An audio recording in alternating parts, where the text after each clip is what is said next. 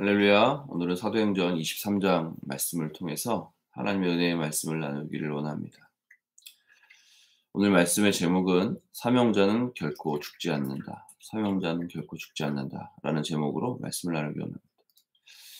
오늘 말씀은 사도 바울이 어, 이제 잡힌 다음에 계속해서 변론하지 않습니까? 간증하고 변론하고 이렇게 하는데, 오늘은 사내들인 공회 앞에서 신앙을 증거하는 모습을 볼 수가 있습니다. 1절 말씀에 보니까 바울이 공회를 주목하여 이르되 여러분 형제들아 오늘까지 나는 범사에 양심을 따라 하나님을 섬겼노라 하거늘 라고 나오는데, 자, 오늘까지 범사에 양심을 따라 주님을 섬겼다 라고 나오고 있습니다. 어떻게 살면 이렇게 말할 수 있을까?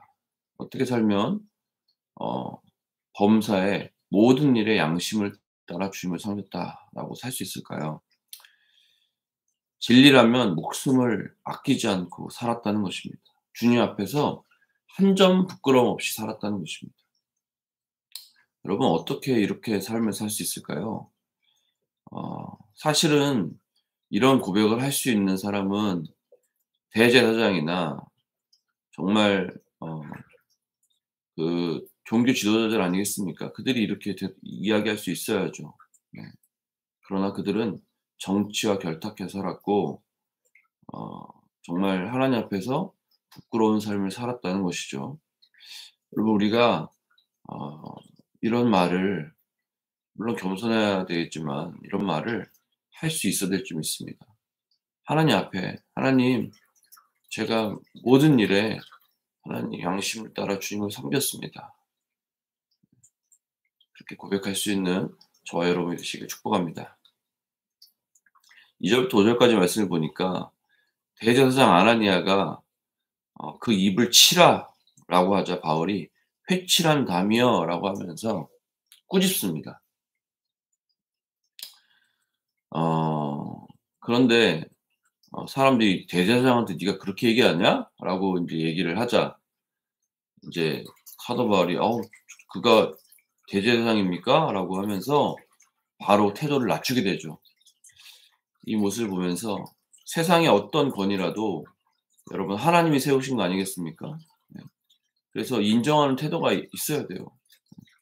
악하더라도 질서에 순복하는 우리가 되기를 축복합니다.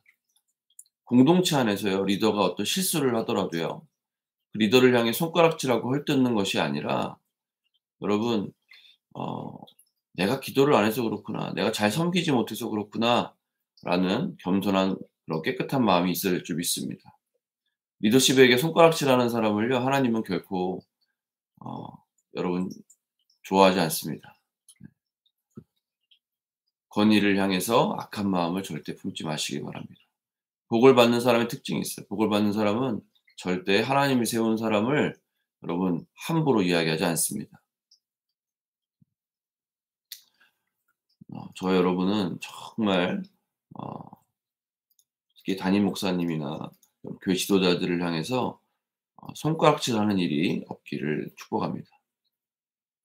6 절부터 10 절까지 말씀을 보니까 "죽은 자의 소망 곧 부활로 말미암아 내가 신문을 받노라"라고 이야기하고 있습니다. 바울은 이제 이들에게 복음이 더 이상 들어가지 못하는 것을 알았습니다. 그래서 이렇게 고백하면서 두 그룹으로 나뉘게 합니다. 네. 어 6절 말씀해 보니까 어 바울이 그중 일부는 사두개인이요 다른 일부는 바리새인인 줄 알고 공회에서 외쳐 이르되 여러분 형제들아 나는 바리새인이요 또 바리새인의 아들이라 죽은 자의 소망 곧 부활로 말미암아 내가 신문을 받노라라고 하니까 두 그룹으로, 7절 말씀에 두 그룹으로 나눠지는데, 사두개인은 뭐예요? 하나님을 경외한다고 하면서 아무것도 믿지 않는 자들이에요. 바리새인은 뭡니까? 다 믿는 사람들입니다. 진리를 배우려 하지 않는 사람들에게는요, 아무리 진리가 선포되어도 들어가지 않습니다. 이 시간 우리 마찬가지예요. 여러분, 제가 이렇게 훈련을 하고 말씀을 선포해 보면 어떤 사람은 그 말씀이 깊이 있게 그 심령 가운데 들어가는 사람이 있는 반면에, 어떤 사람은 꼭 돌짝밭에 뿌려진 씨앗처럼 어 아멘하고 받지만 금방 이렇게 어 사그라지는 걸 볼 수가 있어요. 진리를 배우려고 하는 사람, 겸손한 사람에게 여러분 말씀이 선포돼야 됩니다. 저는 저와 여러분이 좋은 밭이 되기를 소망하고요. 배우려고 하는 마음이 있기를 소망합니다. 그 사람에게 이 귀한 말씀이 선포되기를 또 소망합니다. 저의 이 귀한 시간도 그런 겸손한 사람들에게 드려 정말 쓰임 받기를 저는 소망해요. 여러분도 그런 사람들을 만나게 되시기를 축복합니다. 11절 말씀에 보니까 그날 밤에 주께서 바울 곁에 이르시되 담대하라 내가 예루살렘에서 나의 일을 증언한 것 같이 로마에서도 증언하여야 하리라. 이 말씀이 오늘 보면서 하나님 정말 하나님 정말 우리를 특별하게 사랑하시고 특별하게 우리에게 또 말씀하시는구나라는 어떤 그런 생각을 하게 되었어요. 사도 바울이 교회를 너무 사랑해서 사도 바울이 하나님을 너무 사랑해서 갔던 그 길을 우리도 함께 걸어가기를 소망합니다. 하나님이 바울에게 나타나셨어요. 그날 밤에 주께서 바울 곁에 서서 이르시되 담대하라 내가 예루살렘에서 나의 일을 증언한 것 같이 로마에서도 증언하여야 하리라. 담대하라라는 거예요. 그리고 로마에서도 네가 고백한 것처럼 네가 로마도 보아야 하리라. 로마도 갈 것이다라고 고백한 것처럼 어 로마에서도 나의 이 복음을 증언해야 할 것이다라고 말씀하고 있는 거예요. 여러분 사도 바울은 담대하게 이 변론을 막 대제사장 앞에서 지도자들 앞에서 어 그 막 사람들 앞에서 이 복음을 증거하고 있지만 그 마음 가운데는 여러분 두려움이 있었던 것 같아요. 죽음에 대한. 그리고 얼마나 많이 맞았어요. 정말 수없이 맞지 않았습니까? 그것에 대한 두려움이 있었던 것 같아요. 근데 주님이 말씀하십니다. "얘야 바울아 담대해라.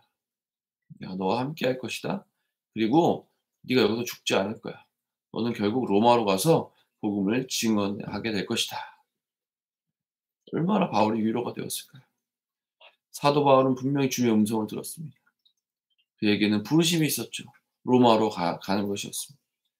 그랬기 때문에 늘 담대하고 확신이 있었다는 것입니다.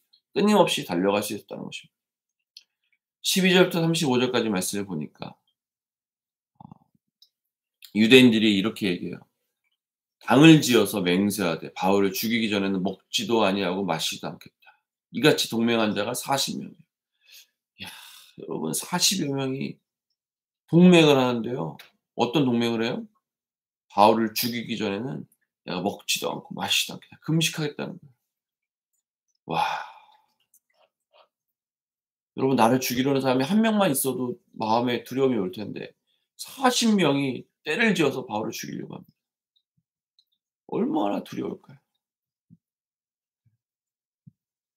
그러나 백부장과 천부장 벨리스 총독이 결국 바울을 보호해 주는 것을 우리가 볼 수 있습니다. 하나님의 사람은요. 부르심을 다하기까지는 끝까지 하나님이 보호하신다는 것입니다. 여러분 저와 여러분 중요한 것이 무엇입니까? 여러분 오늘 죽으나 여러분 10년 후에 20년 후에 죽으나 40년 후에 죽으나 똑같아요. 얼마나 더 먹고 얼마나 더 싸고 얼마나 더 사느냐 그 차이예요. 여러분 근데 어떻게 사느냐라는 거예요. 부르심을 성취하고 죽느냐라는 거예요, 여러분. 여러분 부르심을 성취하고 주님 앞에 서는 저와 여러분 되시길 축복합니다. 결론입니다. 바울이 외롭고 두려워하고 있을 때 주님이 바울에게 말씀하십니다. 두려워하지 말라. 담대해라. 오늘날 동일하게 저와 여러분에게 주님 말씀하십니다. 얘야 두려워하지 마. 네 안에 있는 병 두려워하지 마. 담대해. 내가 너와 함께 할 거야. 너 세상 끝날까지 복음을 증거해야 되잖아. 네 부르심 아직 이루지 않았잖아. 걱정하지 마. 주님이 말씀하십니다. 이 부르심에 확신이 있다면 결탄코 우리는 좌절하거나 쓰러지지 않을 것입니다. 끝까지 달려갈 수 있을 것입니다. 오늘 말씀을 보면서 여러분 공동체 안에서 또 리더를 어떻게 대하고 있습니까? 어떻게 생각하고 있어요? 우리 리더를 하나님이 붙여주신 사람으로 여러분 생각하고 있습니까? 또 우리 담임 목사님을 하나님이 붙여준 사람으로 생각하고 있습니까? 마음으로라도 범죄하지 마시길 축복합니다. 리더를 마음 중심으로 사랑하고 따르시길 축복합니다. 진심으로 그를 위해 기도하시길 축복합니다. 하나님이요 다 보고 계세요. 여러분 오늘 말씀 어 "너는 로마로 가서 복음을 증거해야 하리라." 라는 말씀 다시 한번 기억하면서 우리의 부르심을 기억하고 부르심을 이루는 저와 여러분이 되시기를 축복합니다. 여러분 사랑하고 축복합니다.